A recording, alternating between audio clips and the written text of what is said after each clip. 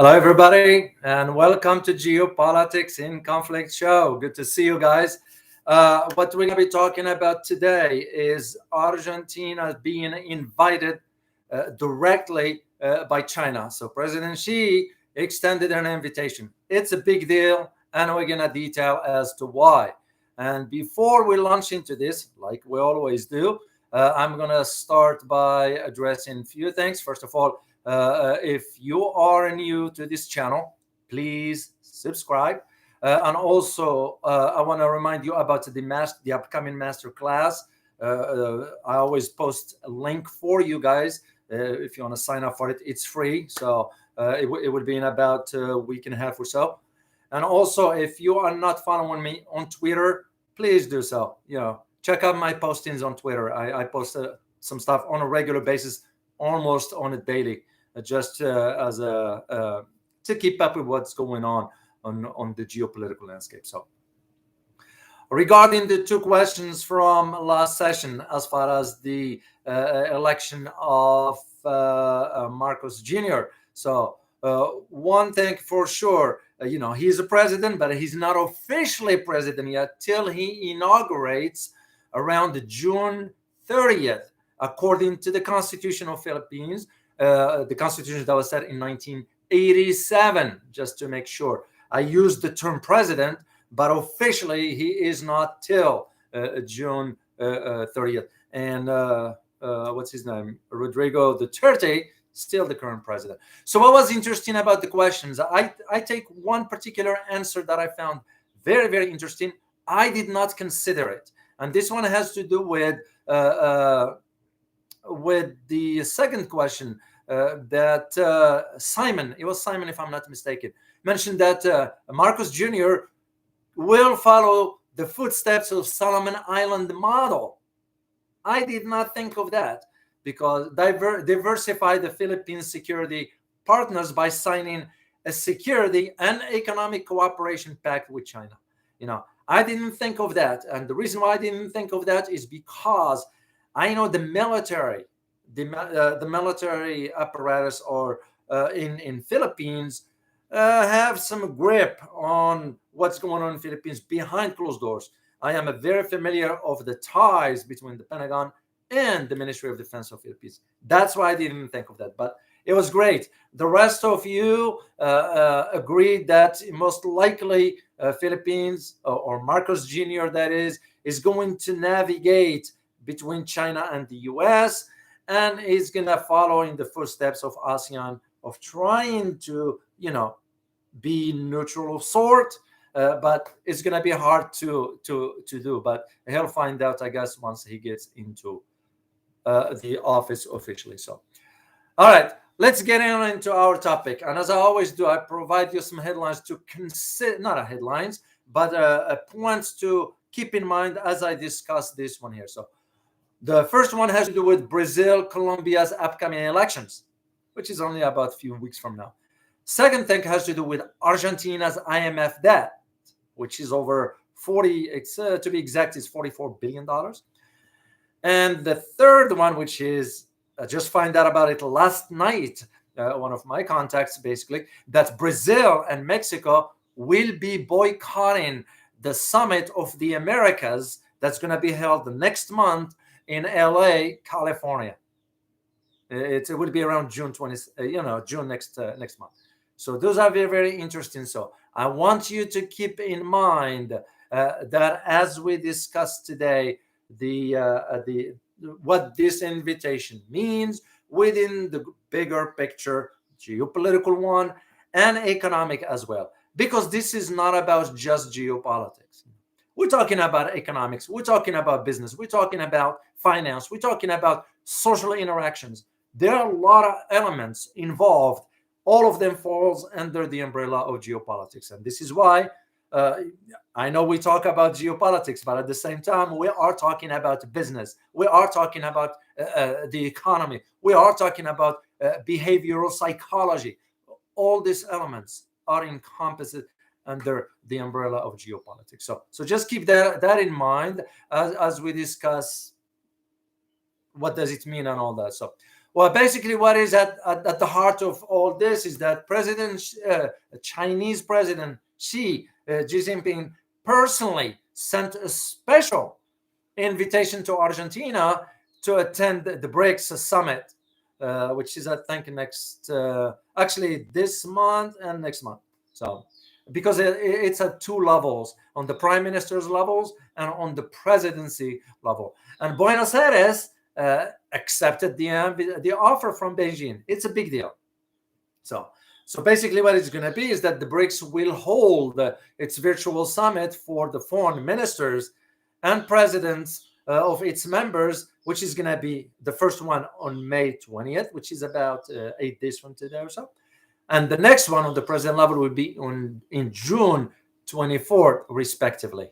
It's very interesting that Brazil and Mexico and some Caribbean countries boycotting the Summit of the Americas in the United States. You guys see the link there? It didn't happen in a vacuum. There is a reason for that. So, and that's what I always mean by the trend. So, but let's first break down what is BRICS. I'm sure you've heard about it before, but it won't matter. We're gonna just provide a brief description of it. Well, it's a group of countries that will be holding their 14th edition or meeting of their annual summits in China next month. And the interesting thing about it is that the focus of this upcoming summit, it will be on the new era of global development. Now there is a loaded statement there. What do I mean by that? We're talking about the global shift of the balance of power. That is what's at the heart of it. We're talking also about the shifting in the global economy. We're talking about the global oil supply. All this falls under that idea of the era of global developments. That's what it means. So as the world, of course, as you may be aware, and I am sure you are aware, the globe will continue to grapple with the mounting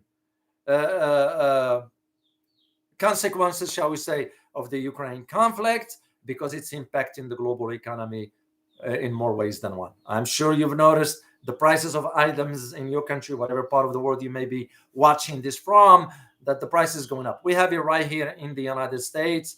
You're talking about, like, for example, now baby formula, it's out of the shelves. You're talking about gas prices that is now jumped above $4 a gallon right here in Texas, which is unheard of, And yet our government decided yesterday to send an additional $40 billion to Ukraine.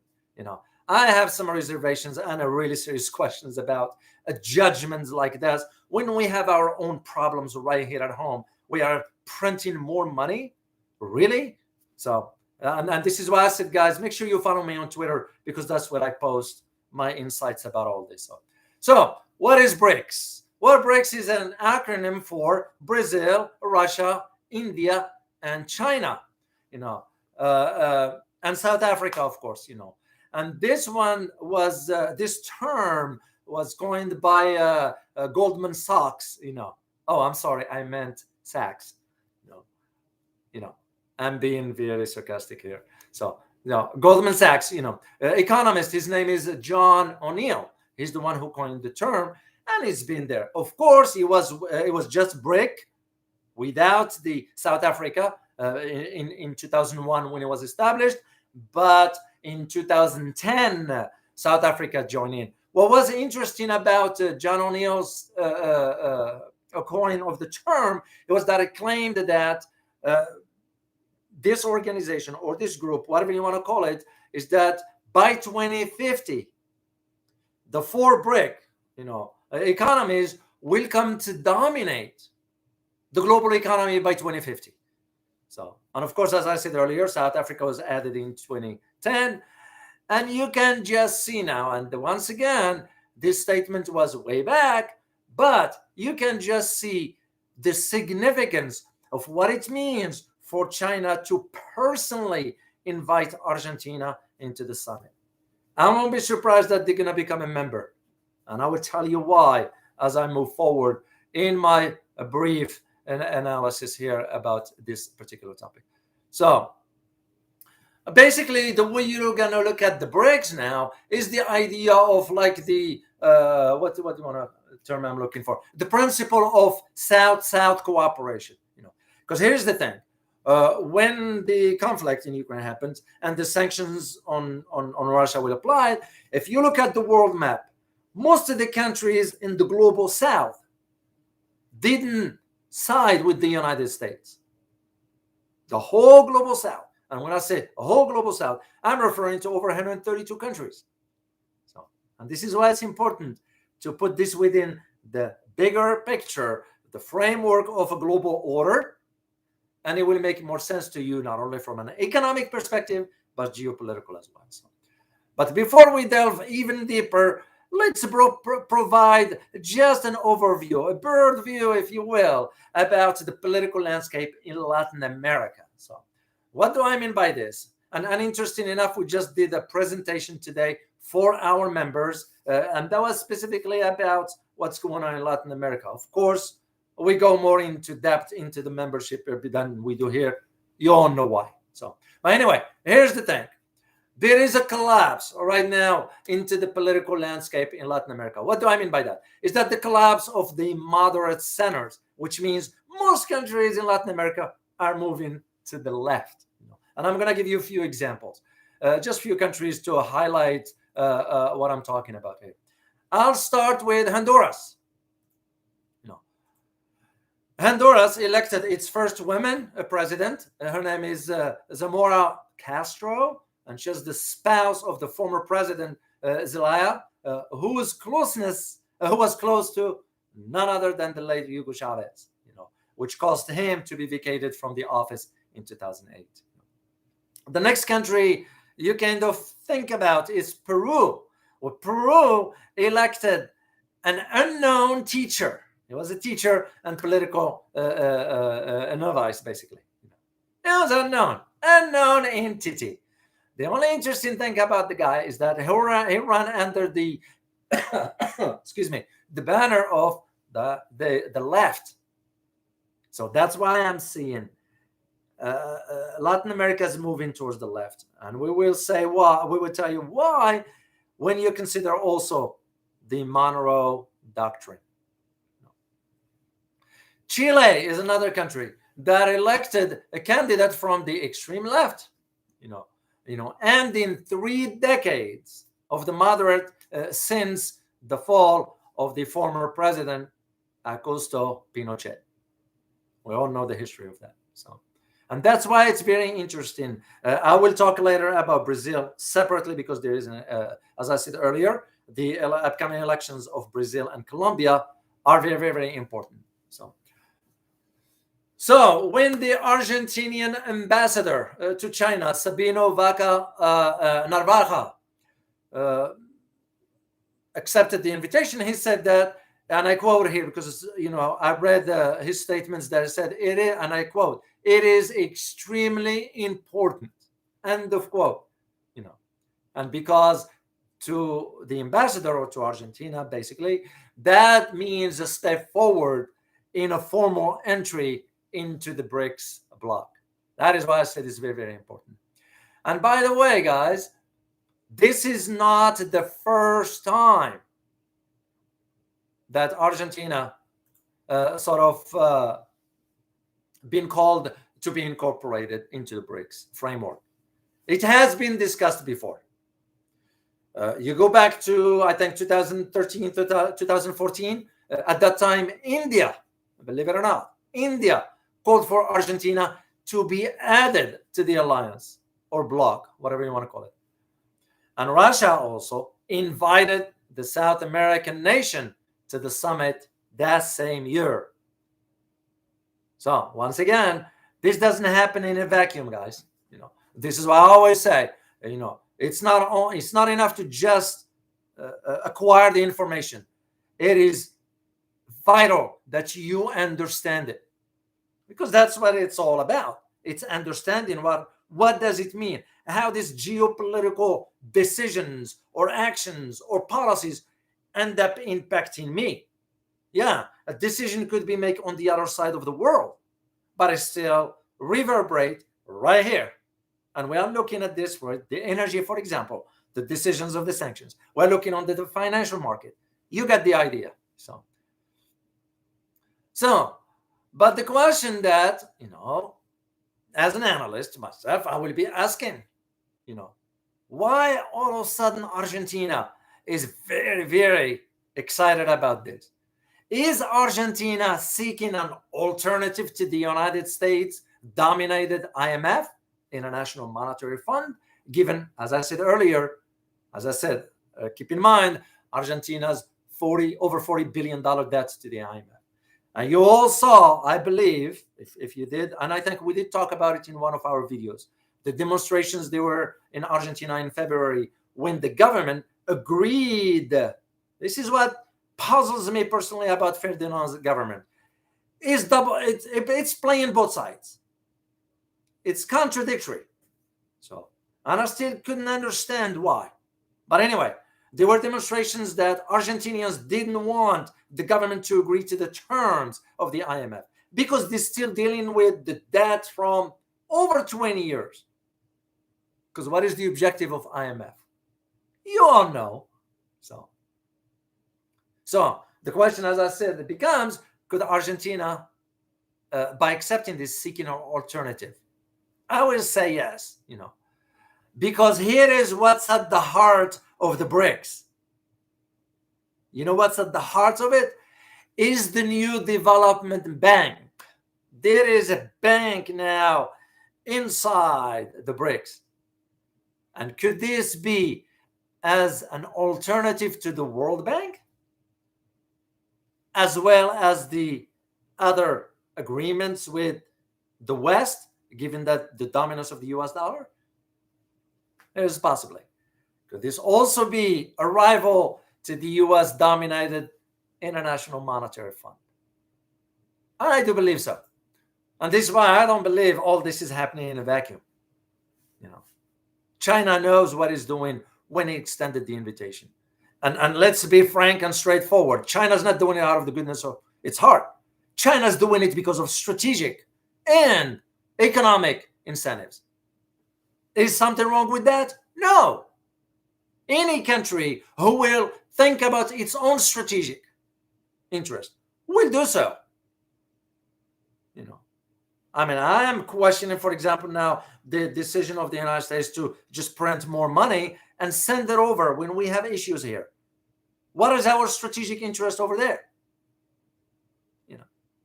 I'm not negative about my country. No, it's because I care and I am concerned where this is headed, because it is headed to a direction where it's going to be very, very, very problematic to come out of it. And I am referring to the financial aspects of it. And that becomes the question of, China's not doing it because they care. China's doing it because of its strategic interest. And once again, there is nothing wrong with that. And if you were doing it for other reasons, I would say so. There is another aspect to Argentina as to why. It's because it is trapped with this $44 billion debt from the IMF, which had just been extended a few months ago. And I am still shocked as to why the government, Argentinian that is, the government agreed to it. And because Argentina has sought other financial opportunities to ease the crushing burden of debt, because you all know what's the purpose of the debt, especially from the IMF and the World Bank. Look no further than the Philippines, for example. Look no further than Bangladesh, Sri Lanka, Cambodia. Speaking of Cambodia, while I am remembering, it just came to my attention that in the museums in England, there are some stolen art belongs to Cambodia. So it behooves Britain to return the paintings and the art treasures to Cambodia, because that art doesn't belong to England and it shouldn't be in art museums in London. It should return to the rightful owners, and the rightful owners are Cambodians. So, looks like England's been stealing a lot from Asia. So here's the thing. This past February, Argentinian President Ferdinand I'm sure you're aware of the trip he took to both China and Russia. Once again, it wasn't just a random trip. It was for strategic reasons why he took the trip. Of course, there were the Olympics, but also there's other reasons for it. And during that meeting between the Argentinian president Alberto Fernandez and President Xi, Fernandez at the time said, and I quote here, that he wants his country to join the BRICS. I am certain, Fernandez said, I am certain Argentina has to stop being so dependent on the International Monetary Fund and the United States, and has to open up to other places.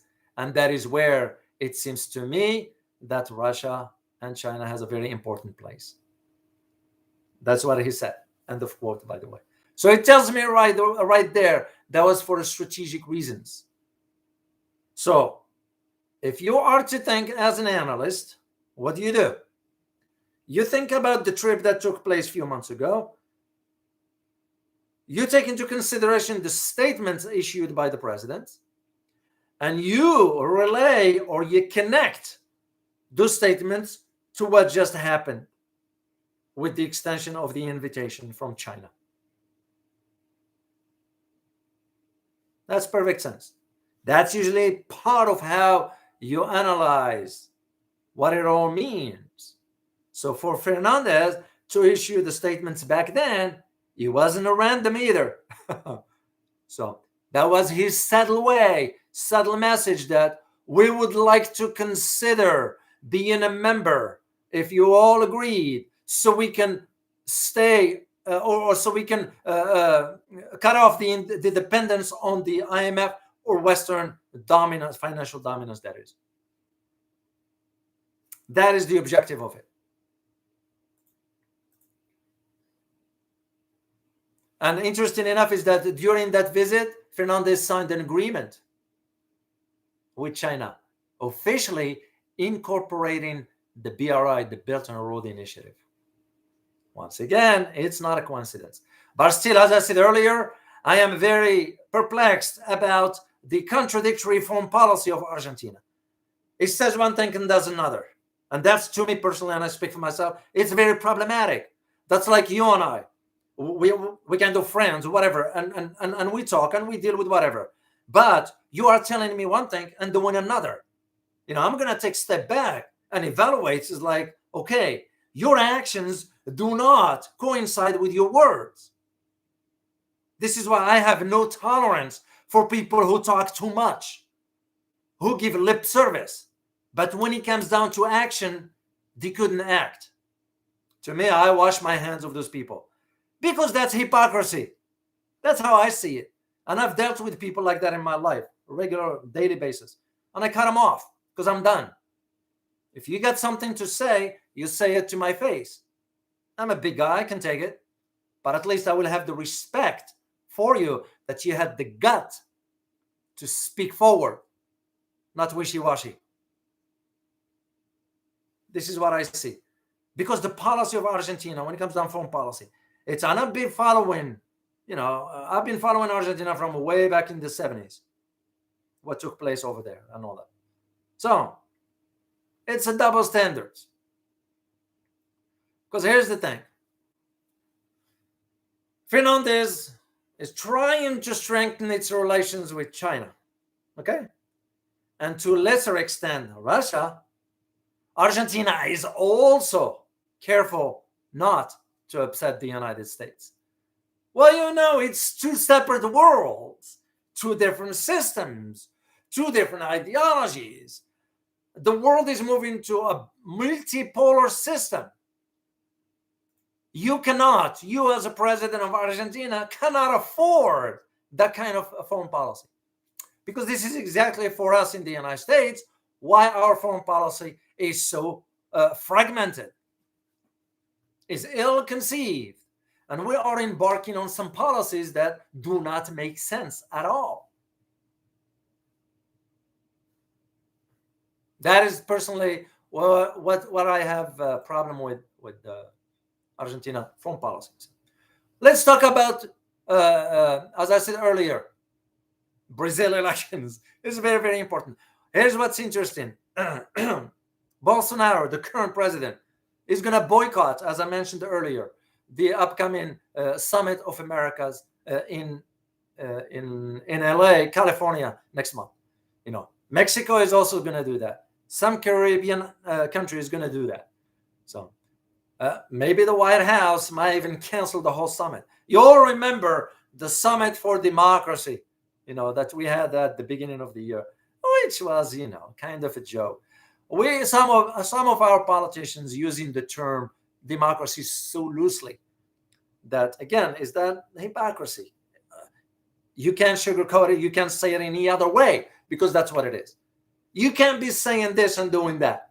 You can't be telling the world about, well, you're going to have to respect the freedom of the press and all that, and you are pressing whatever. You can't tell people you have to have the freedom of expression, and you are censoring.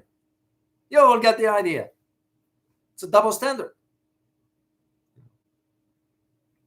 And I'll say that for any country, by the way. I don't care. China or Russia or North Korea or Iran or South Africa or Tunisia or Egypt or Saudi Arabia, you name it. Once behaving that way, you got to call it for what it is. Because that's what the truth is. And that's what an objective assessment is all about. You can't just be saying the flowery speech. And this is why I said, I wash my hand of people the moment I notice or find out they're wishy-washy and they give in lip service. I say, you stay here. You stay there. I'm done with you. Because I don't need it. It's a waste of my time and energy. So Lula da Silva. You all know he was president before, and he could be returning to power in Brazil. And here's the thing. If he wins, that's going to strengthen the BRICS, which means the BRICS will need to move to the next phase or next stage of its existence, shall we say. It almost reminds me of both. The rise of the far right. This is the opposite. The far right of Jair Bolsonaro in Brazil and Narendra Modi in India. Both of whom are very supportive of the United States. Because what's the problem with that? That with that, they have weakened the BRICS framework. I'm not saying they can be supportive, but it's going to weaken one side over the other. This is what Argentina is running into, that problem. Excuse me. Trying to go this side, sometimes keep a foot in the other side. I don't know. But anyway, for Brazil,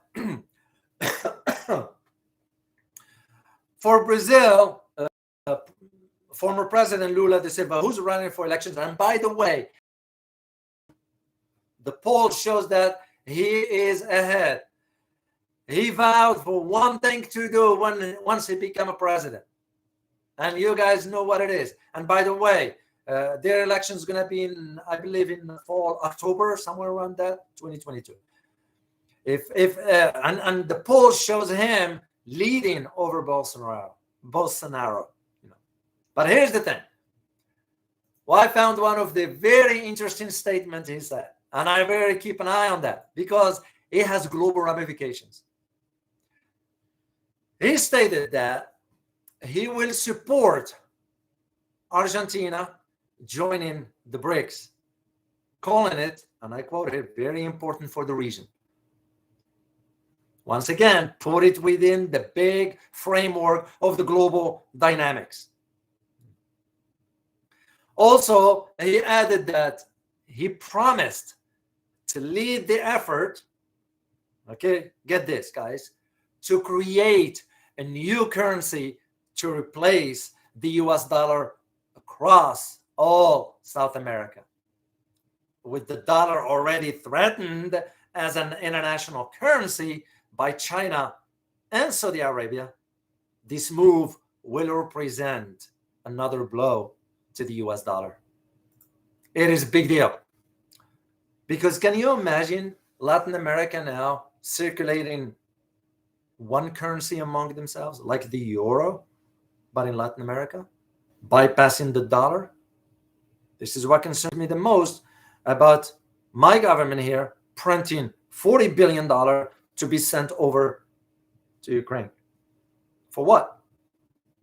Because the printing of that money is weakening the dollar. The weakening of the dollar is reflected right now in how we're noticing the inflation that is in a double digit.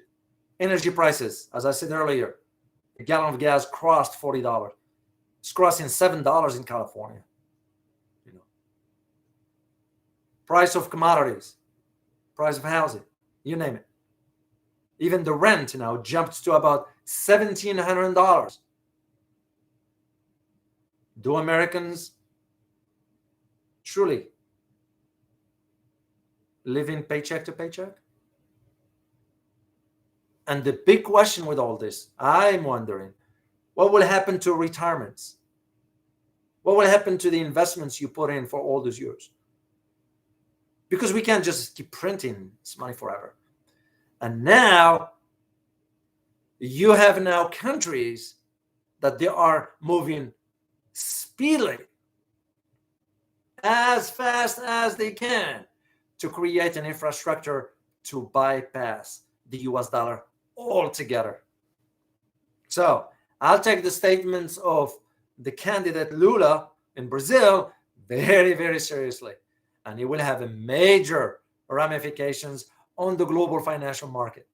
This is why I said earlier, geopolitics is not about just politics. It's about your pocket, about your economy, about your business, about your health, about your interaction.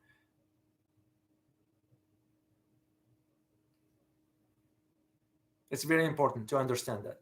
It's not enough just to hear it or listen to it or watch the video, whatever. Do we understand the information?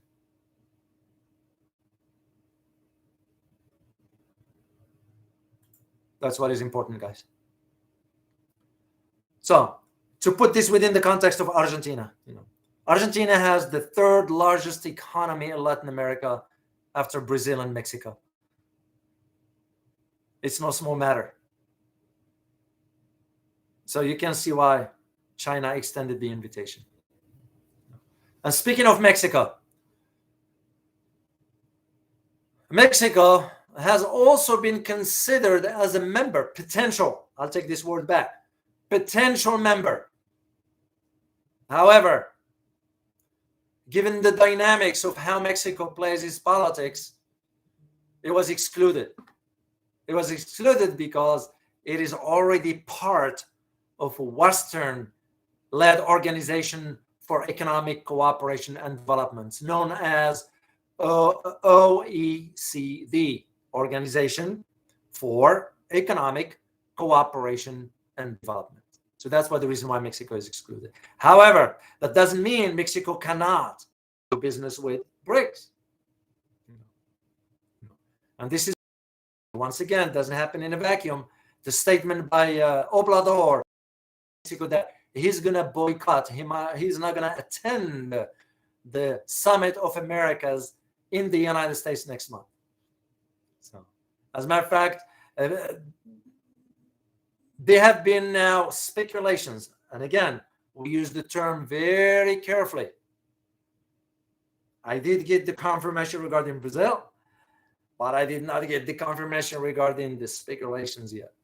And the speculations suggest that there will be about 15 member regional integration grouping countries in Latin America will not attend the summit between June 6th through the 10th next month in Los Angeles, California. Usually Washington indicates that the summit will focus on, and I quote here, building sustainable, resilient, and equitable future for the hemisphere. Oh, come on. Let's stop. Let's stop pretending, and let's stop this hypocrisy. This is why I say when politicians said, well, we're going to defend democracy. Come on. Stop pretending. The sad part that saddens me the most as an American is that my fellow Americans, majority, are oblivious to the truth, to the reality. And I don't get it. I really don't get it. It's like almost you can't see. Can't you see what's happening? Can't you understand? This goes beyond just being ill-informed. This goes about being brainwashed. Will they ever wake up? I doubt it.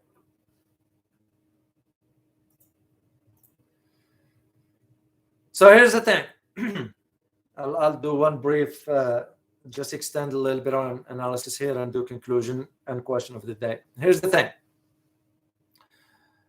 BRICS needs to be sort of in a more cohesive setting, shall we say, in dealing with the geopolitical developments, because there is a seismic shift in the global landscape, whether the West want to admit to it or not.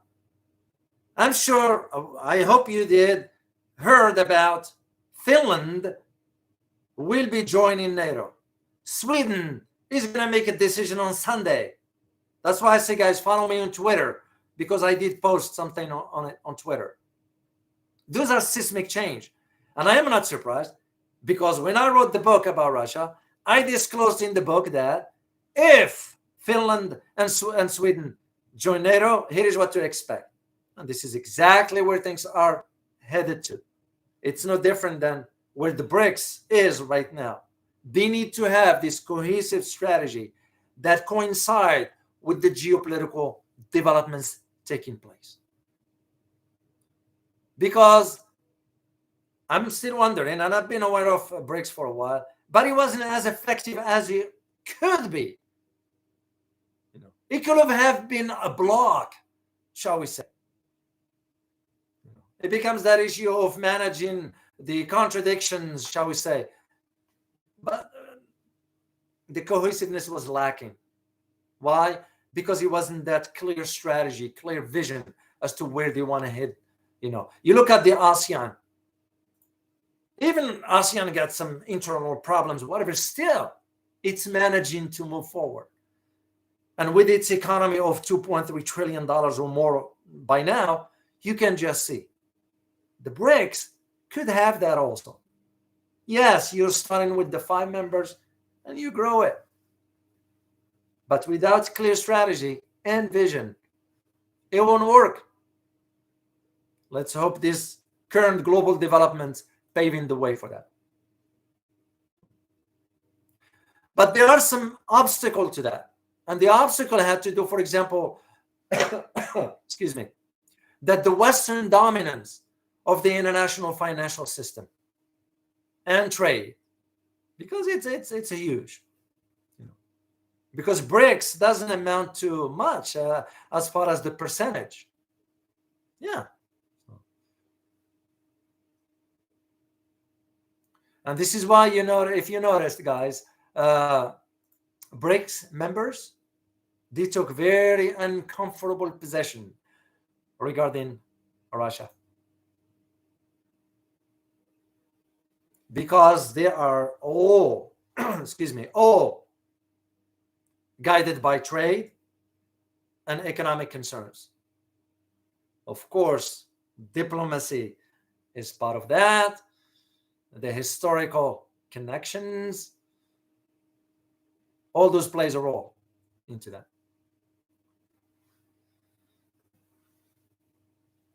And that's what I found very, very, very interesting.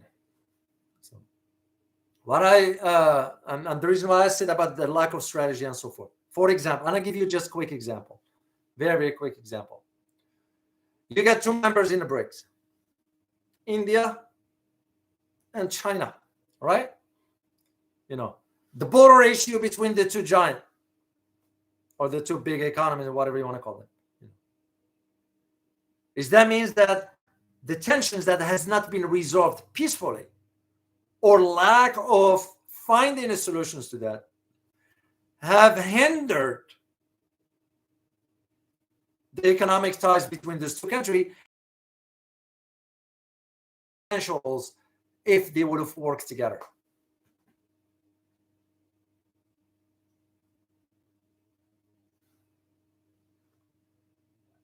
And that's only those two countries can decide on that. How do you want to move forward?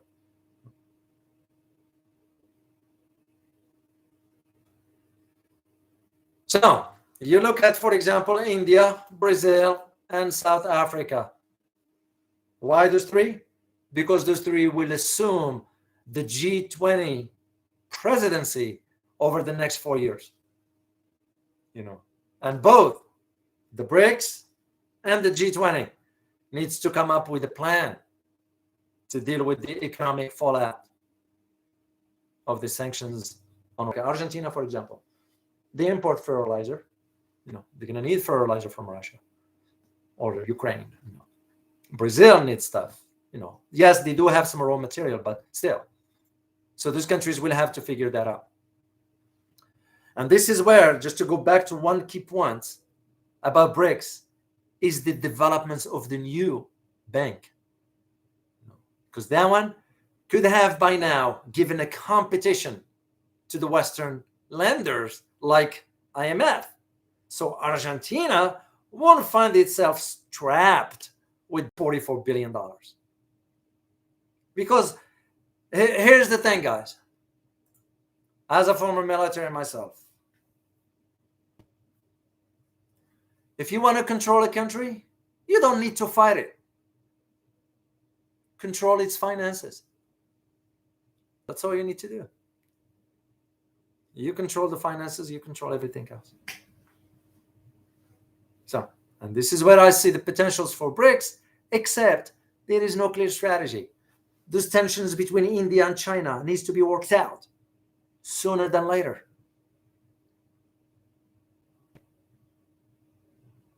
Yeah, and that's why I said without that strategy. That's why the input and the contributions of the BRICS is very minimal. All the BRICS trade accounts for only 20% of global trade, and it's far, far away from having its own payment mechanisms like the SWIFT system and so forth. So they still have a long way to go. But because they are hindered by internal tensions, and those needs to be worked out. Yeah, of course, the BRICS will not and cannot, let's just say it straightforward, will not and cannot replace the economic might of the West as of today. But they can work something out if they know how. And that's how I see it. So let me provide you guys a conclusion here and question of the day, and I will have to sign off. So here's the thing. When you think about the invitation of Argentina to the BRICS Summit in China, so keep in mind, Argentina has the world's second largest reserves of lithium, one of the biggest reserves of gold, and nearly 10,000 tons, of gold, 500 million tons of copper, and 300,000 tons of silver. So, because with all this, Argentina is becoming the third largest global exporter of potassium. And I'm going to provide you guys a link of where this info is, the stats, because you need to know that. So, because basically what Argentina is sitting on the world third largest platform of unconventional fossil fuel. And when you add technology development to the mix, you can just see, with the nuclear energy, of course, you can just see where this is going. So there are those now already debating about the name, the new acronym. Should it be called BRICS or BRICS, or which is irrelevant. It's pathetic that they are worrying about this because what is at stake is far more than just deciding on some acronyms. This is what I call distracted mind. They are very distracted by minor stuff instead of looking big picture. And the big picture to me, that is with the new emerging global balance of power, it is now or never for Latin America to reorient itself. And that leads to the question, not the question for you today, but the question that any analyst will ask is the Monroe Doctrine dead? It is question for the day, guys. And the question of the day is, will Argentina support the establishment of new currency in Latin America? Let me say thank you to NNI 113. Thank you so much for your super sticker, and you stay for all the intelligent geopolitical discussions. Much love from the Philippines. Thank you very much also. We appreciate it. Once again, let me repeat, guys, the question. Will Argentina support the establishment of the new currency? And the reason why I want to ask that question, keep in mind, as I said, contradictory foreign policy. I hope you find this very informative, guys, and look forward to seeing you next time. As always, stay informed. Till next time. Bye-bye.